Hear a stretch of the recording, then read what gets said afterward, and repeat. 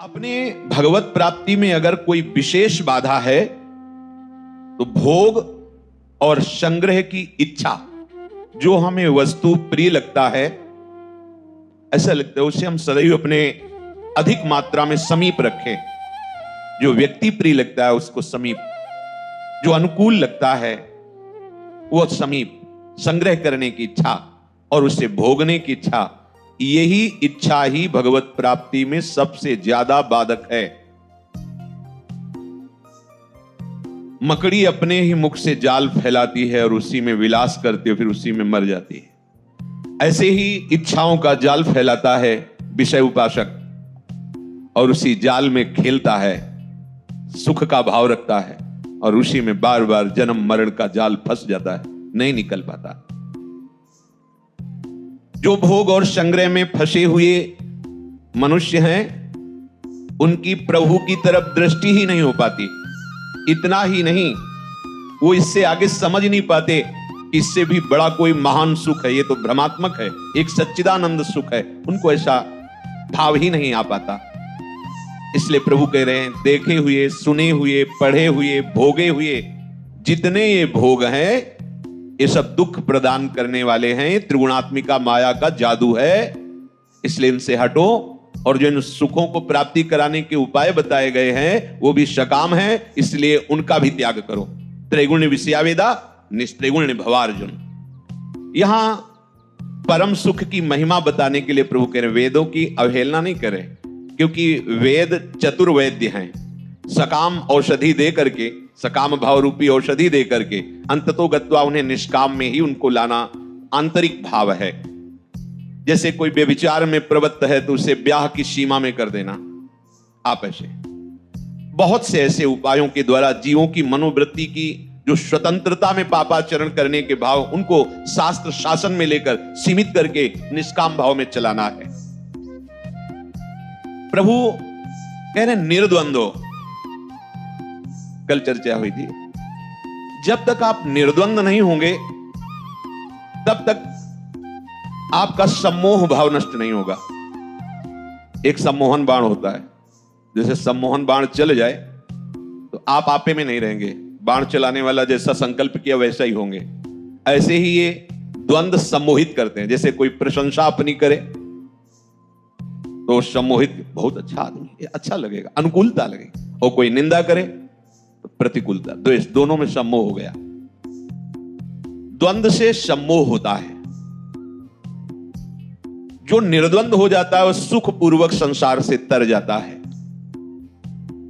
निर्द्वंद होने पे ही मूढ़ता जाती है और मूढ़ता रहित ही परम पद का अधिकारी होता है। निर्द्वंद होने पर साधक कर्म करता हुआ भी कर्म से बंधता नहीं है। हमारी साधना उपासना का फल है निर्द्वंद हो जाना। शत्रु मित्र समझानी, मान मान अपमान सम, दुख सुख लाभ न हानि। निर्द्वंद सुनने में तो अच्छा लगता है। जब निर्द्वंद होने के लिए कमर कसोगे तो जैसे ईंट और मटकी पकाने के लिए भट्ठा लगाया जाता है, उसमें आग लगाई जाती है, ऐसे ही तुम्हारे हृदय को निर्द्वंद करने के लिए आग लगाई जाएगी। हर बात सहनी पड़ेगी। प्रशंसा में हर्ष नहीं, निंदा में शोक नहीं, सम्मान में हर्ष नहीं, अपमान में शोक नहीं, लाभ में हर्ष नहीं, हानि में शोक नहीं। निर्द्वंद। अगर हमारे हृदय में इन द्वंद्वों का प्रभाव रहा तो अभी भगवत प्राप्ति के मार्ग में हम अग्रसर नहीं हुए। निर्द्वंद होने का बहुत सरल उपाय है। जो भी द्वंद्व उपस्थित हो, विश्वास करो वो तुम्हारे आराध्य देव के द्वारा किया गया विधान है। प्रभु के द्वारा, मेरे प्रभु के द्वारा जो विधान किया गया मेरे लिए भव रोग के लिए परम औषधि है। जैसे वैद्य कड़वी दवा दे या मीठी दे, हम इस बात पर नहीं ध्यान देते। हम इस बात पर ध्यान देते हैं कि वैद्य के दिए हुए औषधि से हमारा रोग निश्चित नष्ट हो जाएगा। ऐसे ही सद्वैद्य प्रभु श्री कृष्ण चंद्र के द्वारा जो अनुकूल प्रतिकूल, निंदा अपमान, लाभ हानि आदि का विधान किया गया है वो हमारे लिए मीठी और कड़वी औषधि है, और ये दोनों हमारे संसार राग का नाश कर देंगे। बस आप द्वंद्वों पर विजय प्राप्त कर लेंगे। अगर ये बात हृदय में नहीं रखी तो व्यक्ति दिखाई देगा, और व्यक्ति के द्वारा की हुई अनुकूलता प्रतिकूलता वो आपको फांस लेगी। कहीं आपको राग हो जाएगा तो कहीं आपको द्वेष हो जाएगा। अनुकूलता से राग हो जाता है, प्रतिकूलता से द्वेष हो जाता है। प्रभु कह रहे हैं नित्य सत्वस्था, नित्य सत्व में स्थित रहो। नित्य सत्व है हमारे प्रभु, हमारे आराध्य देव, प्रिया प्रीतम। हर समय प्रिया प्रीतम में स्थित रहना है। एक क्षण भी प्रिया प्रीतम से अलग हुए ये त्रिगुणात्मिका माया जाल रचने लगेगी। ये बहुत सावधानी की बात है। उपासक है, अपने हृदय में इस बात को बैठा लें। प्रिया प्रीतम का चिंतन छूटा कि त्रिगुणात्मिका माया यही अंतःकरण में बैठकर ऐसे जाल रच देगी, निकलना मुश्किल हो जाएगा। एक जाल इतना जोर का हो जाता है कि वहीं लड़खड़ा जाते हैं। फिर ये तो पूरा का पूरा जाल फैलाए हुए है। काम, क्रोध, लोभ, मोह, मद, मत्सर, इनकी लाखों वृत्तियां, काम की लाखों वृत्तियां, क्रोध की लाखों वृत्तियां। ये कितना, जैसे एक वृक्ष का मूल, उसकी बड़ी बड़ी शाखाएं, छोटी छोटी टहनियां, पत्ते, ऐसे ही नित्य सत्वस्थ हो। हर समय सब में प्रिया प्रीतम को देखना नित्य सत्वस्थो है। चिद अचित लक्षणम सर्वम राधा कृष्णमयम जगत। भगवत स्वरूप ये संसार है। ज्ञानी पहले इसे मिथ्या देखता है, फिर देखता है सर्वम खलमिदम ब्रह्म, ब्रह्म सत्यम जगन मिथ्या। लेकिन जहां से ज्ञानी सब जगह भगवत भाव रखता है, वहां से भक्त प्रारंभ करता है। भक्त की प्रारंभिक साधना यहीं से होती है, सब में मेरा प्रभु विराजमान है। अगर ये बात नहीं हुई तो कोई भी बात परिपक्व नहीं हो पाएगी। ना द्वंद्वातीत हो पाओगे, ना योगक्षेम की तरफ से बेपरवाह हो पाओगे, ना राग द्वेष रहित हो पाओगे। तो फिर एक निश्चय की बुद्धि ही नहीं बन पाएगी। तो परमात्मा प्राप्ति किसको होनी है? तुम्हारे निश्चय को ही होनी है। अगर तुमने निश्चय कर लिया है कि इसी जन्म में भगवत प्राप्ति करनी है, तो उसका परिणाम आपके हृदय में आना चाहिए कि आपका भोग और संग्रह में राग नहीं होगा, आपका किसी व्यक्ति, वस्तु, स्थान से राग या द्वेष नहीं होगा, अनुकूलता प्रतिकूलता नहीं होगी, आप द्वंद्वों में फंसेंगे नहीं, आप सब में भगवत भावना युक्त रहेंगे। अगर ये लक्षण नहीं आती तो तुम्हारे कहने से थोड़ी होगा कि हमें भगवत प्राप्ति हो गई। भगवान कह रहे निर्माण अमोहा जित संग दोषा अध्यात्म नित्या विनिवृत्त कामा द्वंद्व विमुक्ता सुख दुख संगई। अगर ये है तो परम पद में आरूढ़ होने का अधिकारी हो गया। अगर ये नहीं तो तुम्हारी बातें बनाने से थोड़ी होगा हमें भगवत साक्षात्कार हो गया। ऐसे थोड़ी, ऐसे भगवत साक्षात्कार पहले स्थिति आती है, फिर भगवत साक्षात्कार होता है। प्रभु कह रहे हैं नित्य सत्वस्था, हमारा प्रभु ही सब जगह परिपूर्ण है। ऐसी भावना से तुम्हारा हृदय भर जाए। यहां कह रहे हैं कि जो प्रभु का शरणागत होता है उसका प्रधान गुण होता है शरण्य प्रभु का हर समय चिंतन होना। किसी व्यक्ति में हमारा मन गया या वस्तु में गया या स्थान में गया, फट से हमें भावना कर, ओ ये भी प्रभु, हमारे प्रभु इस रूप में। ये वस्तु के पहले प्रभु थे, वस्तु के बाद भी प्रभु रहेंगे, तो मध्य में भी प्रभु है। ये वस्तु केवल भास रही है। जैसे गले का हार या कंकण, ये पहले भी सोना था, बाद में भी सोना रहेगा, बीच में कंकण या हार उसको नाम दिया गया है सोना ही। ऐसे ही जड़ चैतन्य, अच्छा बुरा जो भी हम नाम देते हैं वो बीच का है, पर मूल में भी प्रभु थे, बाद में भी प्रभु रहेंगे, तो मध्य में भी प्रभु हैं। केवल हम प्रभु को ना देख करके इसमें फंस जाते हैं नाम रूप में। यही माया है। बहुत बढ़िया हार है, बहुत बढ़िया कंकन है, बहुत बढ़िया अंगूठी है, पर यह पता है कि यह अंगूठी स्वर्ण की है, तो आप उसके महत्व को समझ रहे हैं। अपने लोग क्या करते हैं, प्रभु ही पहले थे, बाद में भी प्रभु ही रहेंगे, बीच में भी प्रभु ही बने हुए हैं, पर हम मूल दृष्टि न रख करके बाहरी नाम रूप के रख लेते हैं। ये पत्नी, ये पुत्र, ये शत्रु, ये मित्र, ये दुष्ट, ये महात्मा, ये उत्तम, ये अधम। ये जो हमारी मान्यता माया के द्वारा बन गई है, इसको भगवत भक्ति के द्वारा मिटाना होगा। नित्य निरंतर प्रभु का अनन्य होकर शरणागति भाव से भजन करना, यह भक्त का सर्वप्रधान लक्षण है। प्रभु का होके नित्य निरंतर प्रभु का भजन करना, यह प्रधान लक्षण भक्त का है। किसी फल के लिए प्रभु को रिझाने की जो चेष्टा की जाती है वो भी भक्ति है, पर यहां वृंदावन में उस भक्ति का आदर नहीं है। यहां तो प्रिया प्रीतम को सुख पहुंचाने के लिए सोचो। इसीलिए ये पहले सिद्धांत पुष्ट हो जाए तो बात समझोगे, नहीं तो जो वेद है वो 4 का वर्णन करता है, धर्म अर्थ काम मोक्ष। और हमारे आचार्य चरण कह रहे हैं धर्माद्यर्थ चतुष्टयम विजयताम किम तद वृथा वार्तया। ले, बेकार की बात हमारे सामने मत करो। धर्म अर्थ काम मोक्ष, वेदातीत, वेद से जो वेद दे रहा है वो मुझे नहीं चाहिए। धर्म अर्थ काम मोक्ष। तो हमें प्रभु से सुख चाहिए। यह भी भक्ति, बहुत जोर की भक्ति की हमें केवल प्रभु से सुख चाहिए, वो भी किसी वस्तु पद प्रतिष्ठा वाला नहीं। प्रभु के नाम रूप लीला गुण से मैं सदैव सुखी रहूं, यह भी महान भक्त है। पर यहां वृंदावन की उपासना है जिसमें मेरे प्रभु को सुख पहुंचे, वही मेरी बुद्धि में बात आवे, वही मेरे से चेष्टा बने, वही मेरे से संकल्प बने, जिससे मेरे प्रियालाल सुखी हो। यह बात बहुत दूर की है सबसे। अरे वो भगवान हैं, उनसे सुख लेना, हम जीव हैं, हम तुच्छ जीव हैं, वो ईश हैं, सुख समुद्र को हम सुख पहुंचाएंगे। अरे थोड़ा सुख का किनका मिल जाए तो हम निहाल हो जाएंगे। हाँ, ये भी भक्ति है, लेकिन यहां की भक्ति नहीं। यही तो कहा है कि कोई बिरला ही समझ पाता है, हरिवंश गोसाई भजन की सकृत रीति को जाने। ये आचार्य शरणागत के प्रभाव से भाव आता है, लाडली लाल को सुख पहुंचाना, लाडली लाल को सुख पहुंचाना। बिक जाते हैं लाडली लाल, ऐसे उपासक के हाथ बिक जाते हैं। प्रिया प्रीतम के सुख का थोड़ा भी विधान और वो महा सुख की राशि, वो आप उनके सुख के लिए 2 पल्लव सजा दिए, 2 फूल सजा दिए, वो इतने करुणा में है कि उनको लगता है क्या दे दूं। नहीं, माया नहीं, कोई पद प्रतिष्ठा नहीं, नहीं, ये धोखे में नहीं डालना। वो अज्ञानी है, भले मांग रहा है, लेकिन मेरे पास आए, अब मुझे बनावट नहीं देना, इसको ये माया की बनावट नहीं दे, अब मैं आपका हो गया। प्रभु उसके अधीन हो, प्रभु उसके अधीन हो जाते हैं। अब भावे मोहे जोई सोई सोई करें प्यारे, ये वृंदावन का प्रेम रस। इसलिए पहले जीवत्व से उठो, देह भाव से उठो, तब इस भाव को समझ पाओगे। केवल बातें बनाने से नहीं होगा। अगर देह भाव नहीं छूटा तो जरा सी परेशानी आएगी तो भूल जाओगे प्रिया प्रीतम को। अगर लोक सुखों से राग नहीं गया तो थोड़ी सी अर्थ राशि की जहां लाभ की वृत्ति आएगी तुम्हारे अंदर तो भूल जाओगे प्रिया प्रीतम को, और जहां हानि की वृत्ति आएगी तो भूल जाओगे प्रिया प्रीतम को।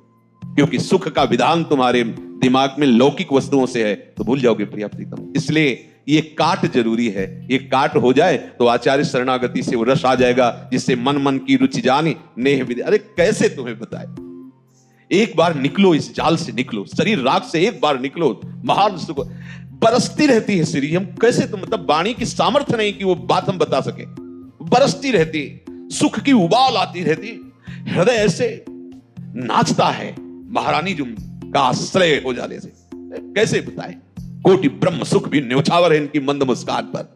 जो उपनिषद का चरम भाग है जिसमें जीव ब्रह्म की एकता का भाव बताया गया है, उसका फल है मोक्ष, न्योछावर है लाडली जी की मंद मुस्कान पर। ऐसा महाप्रेम रस स्वरूप हमारी स्वामी जी है। अलक्ष्यम राधाख्यम निखिल निगमई रप्यति तराम रसाम बोधे सारम किमपि सुकुमारम विजयते। जय हो ऐसे सुकुमार तत्व की।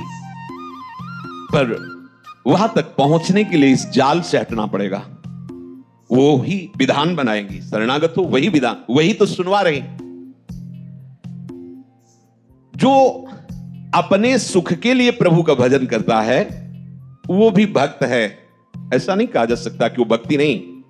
पहले तो समझिए देह सुख, देह सुख के भोगों की संग्रह वृत्ति, हे नाथ कृपा करो जो चाहूं वो मिल जाए, ये भी भक्त है, ये भी भक्त है। दूसरा, देह सुखों से वैराग्य हो गया, आत्म सुख की चाह, निर्द्वंद जीवन मुक्त परमहंसों का सुख मुझे मिले, ये भी महान भक्त है। लेकिन मुझे चाहे नारकी दुख मिले, आपको सुख मिले लाडली लाल, मैं क्या करूं ऐसा, मेरे से तो कुछ बन नहीं पा रहा, पर हृदय में ऐसा है कि क्या कर दूं जिससे आप लाडलों को रिझा लूं, आप दोनों को सुख पहुंचा दूं।